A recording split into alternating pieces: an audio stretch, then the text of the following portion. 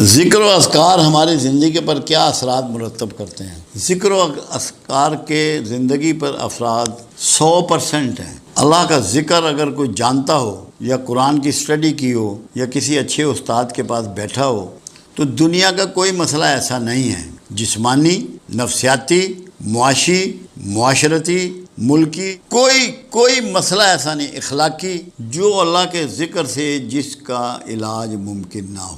مزاج بدل جاتے ہیں، جو چیزیں ہمیں جیند میں ملتی ہیں، ورثے میں ملتی ہیں، ماں باپ کے جرثوموں سے جو ملتی ہیں، وہ تک اللہ کے ذکر سے ریپیئر ہوتی ہیں اور چینج ہوتی ہیں۔ ٹیمپرامنٹ بنتے ہیں جین سے، ٹیمپرامنٹ چینج ہوتے ہیں۔ میں لوگوں کو سمجھاتا ہوں کہ ہم جب ذکر دیتے ہیں اس کا مطلب یہ ہوتا ہے کہ جو جینیٹک پرابلم آ رہے ہیں لوگوں میں، ہم اس کا بھی علاج کر رہے ہیں۔ موروثی بیماریاں، ایسی بیماریاں جس کے پاس سائنس کے پاس جن کا بھی علاج نہیں ہے، اللہ کے ذکر سے۔ کیوں؟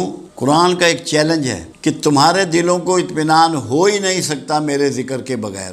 تو دل کے اطمینان کے لیے ضروری ہے کہ پیٹ کا درد بھی ٹھیک ہو، ورنہ دل تو مطمئن نہیں ہوگا۔ کمر میں درد ہے تو وہ بھی ٹھیک ہو، سر میں درد ہے تو وہ بھی ٹھیک ہو، پھوڑے نکل رہے ہیں تو وہ بھی ٹھیک ہو، ورنہ اطمینان کہاں سے ملے گا؟ اس کا مطلب یہ ہے کہ ان ساری چیزوں کا بھی علاج ذکر کرتا ہے، ذکر سے ان سب چیزوں کا بھی علاج ہے۔ پھر قرآن نے ایک بات کہی، یونس علیہ السلام کے بارے میں قرآن نے کہا کہ یونس تا قیامت مچھلی کے پیٹ میں رہتا اگر ذکر کرنے والوں میں نہ ہوتا۔ تو بڑے مسائل سے بھی نکلا جا سکتا ہے اللہ کے ذکر سے، بڑی مصیبتوں سے بھی نبر آزما ہوا جا سکتا ہے اللہ کے ذکر سے، یہ قرآن بتا رہا ہے۔ پھر اللہ کہتا ہے مجھے میرے پیارے ناموں سے یاد کرو، میرا ایسے ذکر کرو جیسے اپنے آبائزات کا کرتے ہو، بلکہ اس سے بھی زیادہ۔ یہ آپ کو کیوں کہا گیا؟ پھر اللہ کے رسول صلی اللہ علیہ وسلم نے مختلف ذکر و اذکار آپ کو گائیڈ کیے، سمجھائے۔ ایسے لوگ آئے رسول اللہ کے پاس جو مقروض تھے، تو میرے آقا نے فرمایا یا ذا الجلال والاکرام کثرت سے پڑھا کرو، قرضے ختم ہو گئے۔ تو کوئی ایسا مسئلہ نہیں ہے جس کا علاج اللہ کے ذکر میں نہ ہو۔ ہمارا پرابلم یہ ہے کہ ہم 10 دن پڑھ کے چاہتے ہیں کہ 100 سال پرانا مسئلہ بھی حل ہو جائے، کہ ہلے تھوڑی تو کم ہی نہیں ہوا، 6 دن تو انہوں ہو گئے پڑھ دیں۔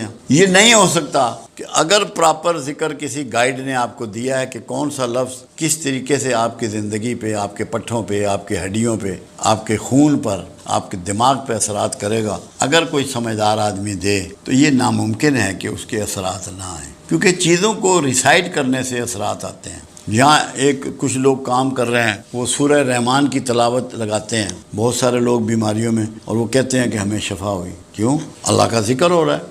ذکر صرف یہ نہیں ہوتا کہ اللہ اللہ کی جائے، اللہ کی باتیں کریں وہ بھی ذکر ہے، نماز پڑھیں وہ بھی ذکر ہے، قرآن کی تلاوت کریں وہ بھی ذکر ہے، نعمتیں لوگوں میں تقسیم کریں وہ بھی ذکر ہے۔ یہ ہو نہیں سکتا کہ اگر آپ سچے دل سے اللہ کے ذکر پہ گامزن ہو گئے ہیں اور آپ کے مسائل باقی رہ جائیں۔ یہ ہماری سوچ کی کمی ہوتی ہے کہ جو ہم ذکر میں کوتاہی کرتے ہیں۔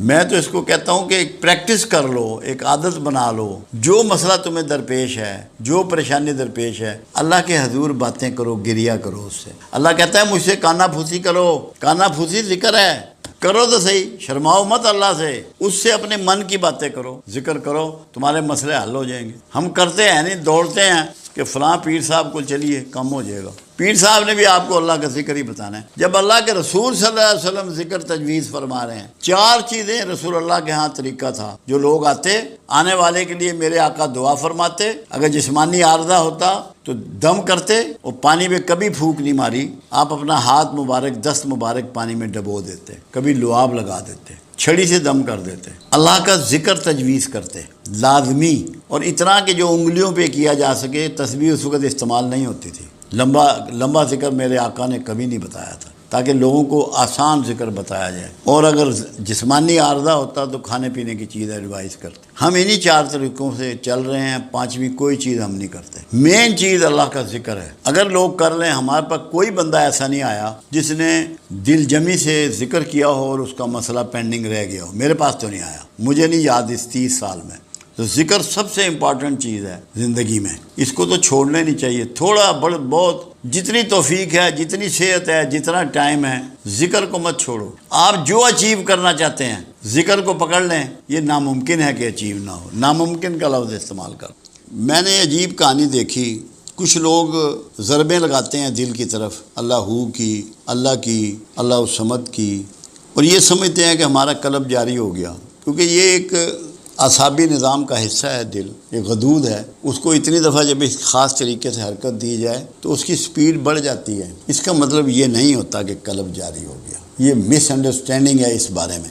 قلب جاری ہونا یہ ہے کہ تیرے قلب میں ہر وقت اللہ کا ڈر اور اس کے رسول کی محبت موجود ہو۔ تو آنکھ اٹھائے، تو کان اٹھائے، تو ناک اٹھائے، تو منہ اٹھائے، تو ہاتھ اٹھائے، تو پیر اٹھائے، تجھے پتہ ہو کہ جو میں کرنے لگا ہوں تجھے یہ دماغ میں بسی ہوئی ہو کہ میرا اللہ اس میں راضی ہے کہ ناراض ہے، رسول اللہ کو یہ بات پسند ہے کہ ناپسند۔ تجھے اپنی ہر حرکت جو تو نے کرنی ہے، جاگنے سے سونے تک اور سونے سے جاگنے تک، کھانا پینا، لوگوں سے ملنا، نوکری، کاروبار، اس میں تیرے ذہن میں یہ ہو کہ میری جو یہ حرکت ہے یہ اللہ کی نافرمانی میں ہے کہ اللہ کی فرما برداری میں ہے، میری یہ حرکت رسول اللہ کے طریقے کے مطابق ہے یا آپ کے طریقے کے مخالف ہے۔ یہ ہے قلب کا جاری ہونا، زندہ ہونا، اسے ہر لمحے اس میں خیال رہے۔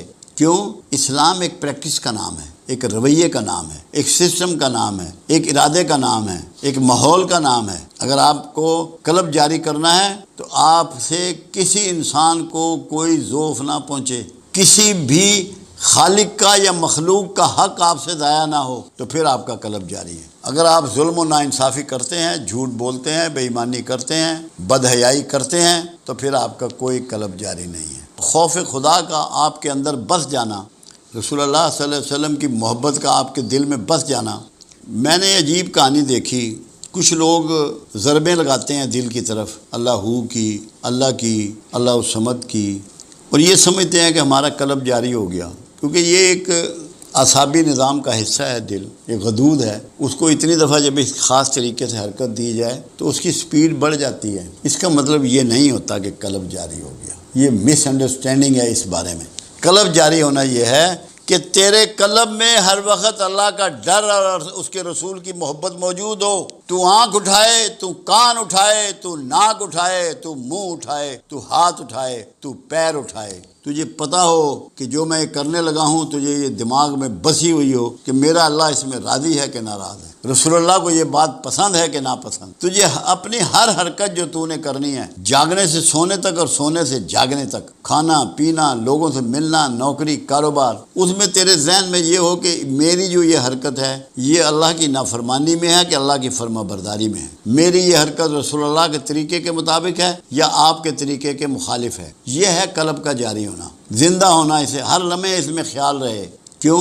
اسلام ایک پریکٹس کا نام ہے، ایک رویے کا نام ہے، ایک سسٹم کا نام ہے، ایک ارادے کا نام ہے، ایک ماحول کا نام ہے۔ اگر آپ کو قلب جاری کرنا ہے تو آپ سے کسی انسان کو کوئی ذوف نہ پہنچے، کسی بھی خالق کا یا مخلوق کا حق آپ سے ضائع نہ ہو، تو پھر آپ کا قلب جاری ہے۔ اگر آپ ظلم و ناانصافی کرتے ہیں، جھوٹ بولتے ہیں، بے ایمانی کرتے ہیں، بدحیائی کرتے ہیں، تو پھر آپ کا کوئی قلب جاری نہیں ہے۔ خوف خدا کا آپ کے اندر بس جانا، رسول اللہ صلی اللہ علیہ وسلم کی محبت کا آپ کے دل میں بس